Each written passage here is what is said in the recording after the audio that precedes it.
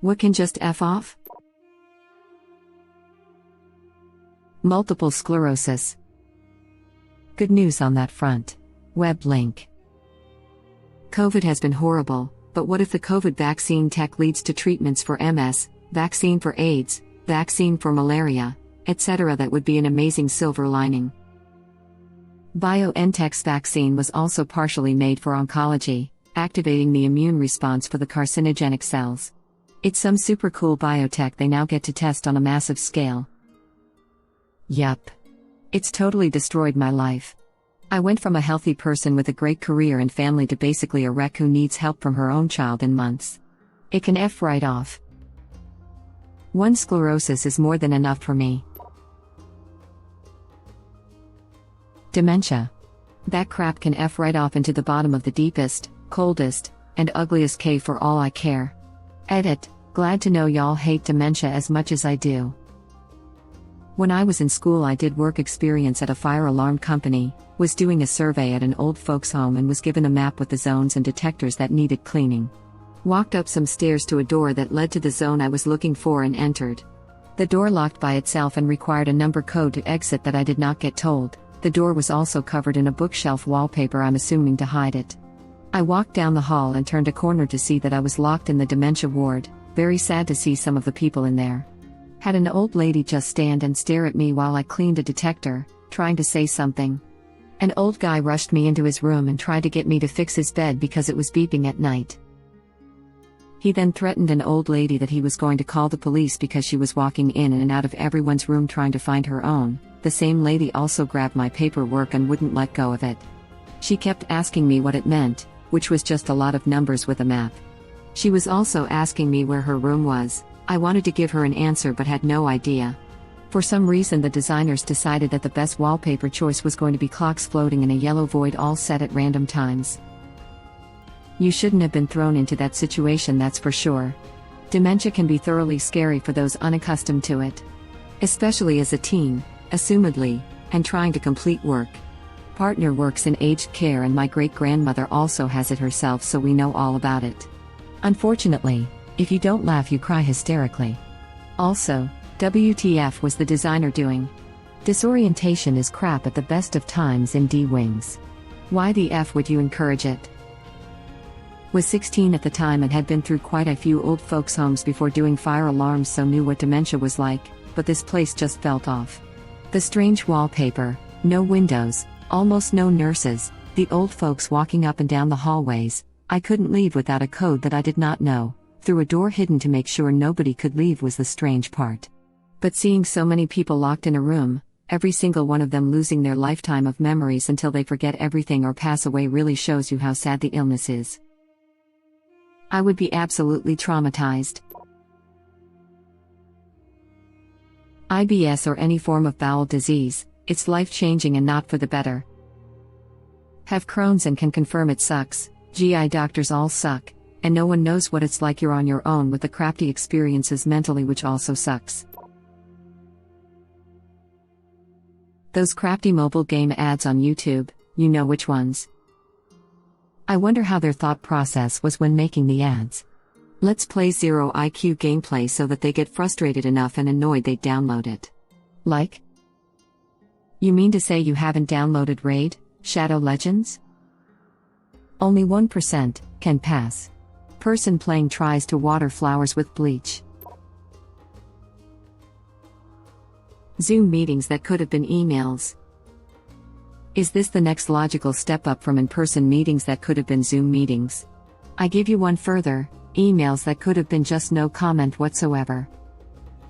Don't you just love it when you send off an email and the recipient trudges across the office to bother you in person about it when you have a ton more to do instead of just answering the email?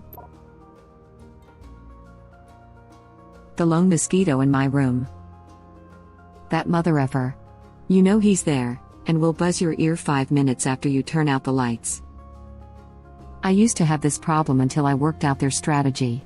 Right after you have turned the light on, after it buzzed your ear and it is nowhere in sight, look directly up, like on the wall directly above your head, and 9/10 times that is where it will be waiting for you to try to sleep again. This is your best chance to splat it. Headache. Yes, I've had a migraine for days, it can F right off. I've had a headache for over a year straight and no one can tell me why. The only hope I have is one day it does exactly that and just F's off. Daily chronic headache, migraine, syndrome. Look it up. Usually associated with a specific day when it started when you had cold-like symptoms. Headaches suck, migraines suck. Wish they didn't exist. It started one random day. And about that time I got mono. Kissing disease, I'll definitely look into that. Mono effing sucks. I've been chronically tired ever since I got it in 2014, might have been 2015. Haven't been able to wake up as I used to ever since, now it takes me like 30 plus, groggy minutes to wake up. Soap dispensers in bad restaurant bathrooms that very clearly have soap in them but the dispenser is broken so you can't use the soap. Aha. You just touched the same thing 1,000 poopy hands touched and you have no way to wash them. Said the soap dispenser. Combo that with a blow-dry only / no paper towels to open the door with bathroom, and this is my nightmare.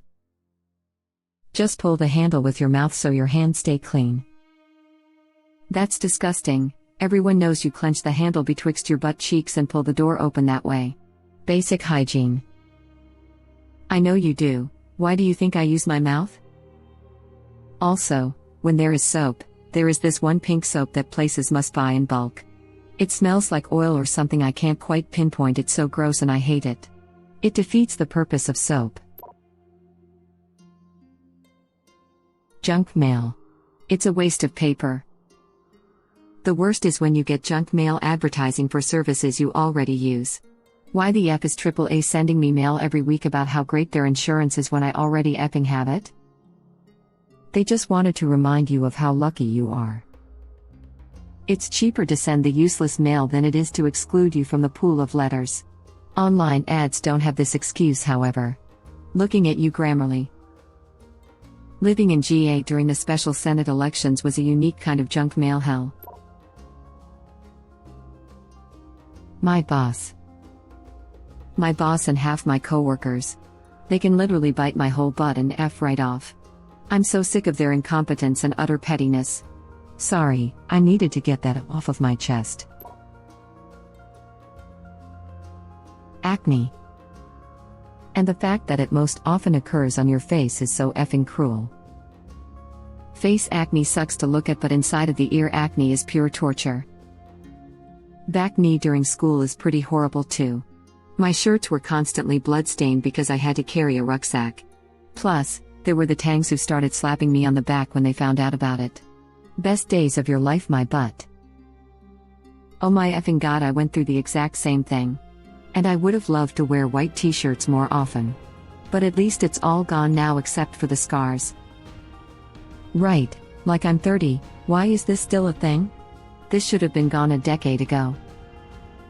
I'm 36, I have gray hairs coming in, but every month right around my period, my entire body decides to break out, back, face, shoulders, scalp, neck, sometimes even my butt. Effing ridiculous. Alzheimer's, dementia, literally any memory loss related type thing. My mother has early onset. F Alzheimer's. I'm so sorry, years ago, my dad was one of the youngest cases reported. You're all in for a tough road, if you need to reach out, I'm here. Remember to take care of yourself. Appreciate that, and I'm so sorry about your dad. It's the crappiest thing ever. I was her primary caregiver until she transitioned to long-term care last month. I've never actually hated anything like so do Alzheimer's. No family history, completely blindsided. After having to repeat myself 4 times this morning to my grandma. My grandma always asks us when my grandpa is coming home from work. He died of cancer last year at 87. Crap effing sucks. My grandfather had Alzheimer's, same situation. In hindsight, I think it's really beautiful that they still exist in this world in which the love of their life is still alive. If I had to do it over again, I think I'd brightly answer soon. Every time, and join him in that world in which someone I loved was still alive too, for a moment. There was a guy whose mother or mother-in-law had Alzheimer's. And instead of trying to keep her in the real world, he basically used the same techniques as improve and always join in whatever she was saying. Which apparently kept her really happy. And she loved being with him because of it. That's generally what they suggest you do, since it can be hard to have to break it again and again to them. Yes. This is exactly it. You want to create a sense of safety first and foremost. Think of how scary it would be to be in their shoes. To have your brain mocking you and playing tricks with time, space and memories, to say the least. If they won't remember or are not able to remember, why fight it? It won't help to prove them wrong. If it's not helpful to do and possibly increases that innate fear response and increase confusion and agitation. Make their last moments as beautiful as they can be. Their often chaotic brains may belie the disease, but it never takes away their humanity.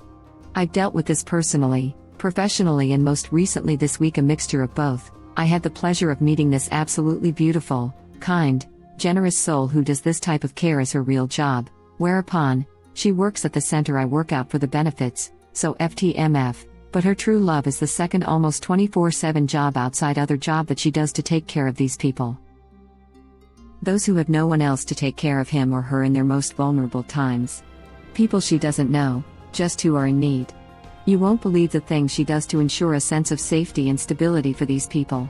What a gift she gives them. The best gift of a peaceful and loving passing. I can't imagine a more beautiful person and soul. Crap really tears you apart. My grandmother thought it was 1954 when she died in 2018. She could recall historical events, even post-1954 ones, like Reagan's inauguration in extraordinary detail, down to what color tie his VP was wearing, but couldn't remember our names or where / when she lived. My grandfather forgot English and started only speaking Gaelic. No one but my grandma could talk to him. This is very common among Alzheimer's / dementia patients.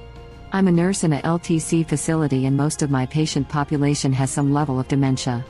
I find most people who speak a language other than English as their native tongue will revert back to it and will often not speak English at all anymore. This is the reason I'm learning my grandmother's dialect. After a couple of strokes, my grandfather started to deteriorate rapidly in his 80s. He was from the Czech Republic originally, and began having difficulty with English. You would be trying to talk to him and there would be Czech words sprinkled in here and there. It got worse as time went on. Sadly, neither he nor my grandmother, a first-generation Polish American that knew Polish, taught any of their 5 children, my dad, aunts and uncles, their native tongues. If you know more than one language, please teach them to your kids. Especially make sure your kids know your native language in case you have mental deterioration, and lose your ability to speak your non-native language. Edit, punctuation. Edit, thanks for the gold, kind stranger. My first award. I had a similar thing. My granddad can barely remember my name, but he knows every detail of the day he test drove the Ford Ka in the late 90s. My grandmother could still speak in fluent French to the Haitian workers at her nursing home, but it didn't know who I was. It was frightening and soul-crushing. My worst nightmare. Imagine living a long, good and beautiful life and then you forget most of it. I'm reaching that age, 50s, where, whenever I try to remember the name of an actor or a character in something, my chances of success are maybe 70%. Every time that happens, the little anxiety bug pops up and reminds me, hey, this might be it.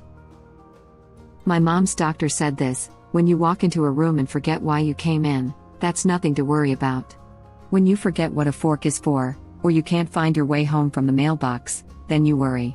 Stress, anxiety, changes, and there's been a lot this past year, sleep deprivation, slowly starting to freak out because your body is beginning to change into an old person's. Sometimes it feels like going through puberty again, but the ending is being elderly. All this will make you airheaded on occasion. Relax.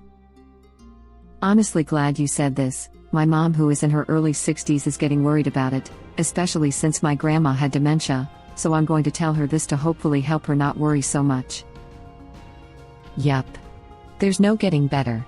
Just a constant decline into a shadow of a human.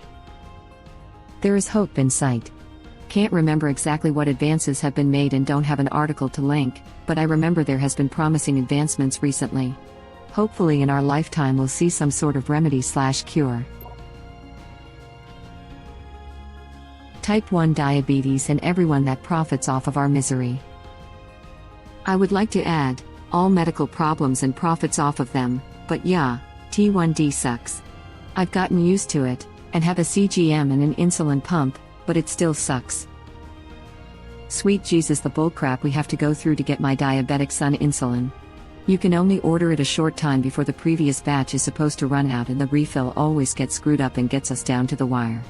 Plus my wife's company got sold, so we hit the $8,000 deductible in May. In June the new crafty health plan took over with a spanking new $6,000 deductible. F health insurance companies. Yep, I'm tied to my job because of the benefits, coverage for my insulin and supplies. I'll never be able to go without insurance. Influencers making every child feel inadequate. Look at me, I'm rich and famous, and I didn't need to go to school. My anxiety. Oh bro, might help a little, but that square breathing has set me straight a few dozen times. Edit, linked, less than a minute, video with how to perform the breathing techniques. Also, sometimes 4 seconds isn't enough for me, so I go 8 seconds, also I breathe in through my nose and exhale out of my mouth. YouTube link.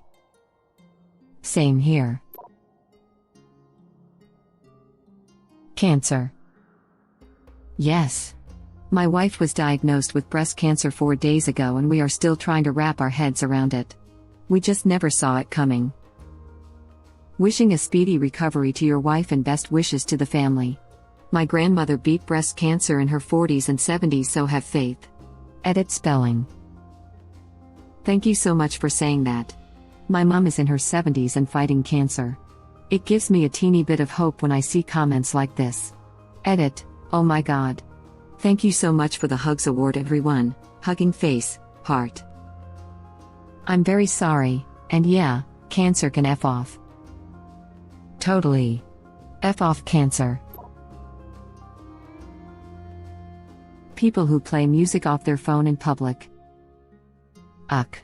Or my upstairs neighbor that goes out to his loud truck that is parked in front of my bedroom window and listens to music loudly, while I hear his kid scream crying upstairs. And then he and his wife stomp around the apartment while moving their washer and dryer every night.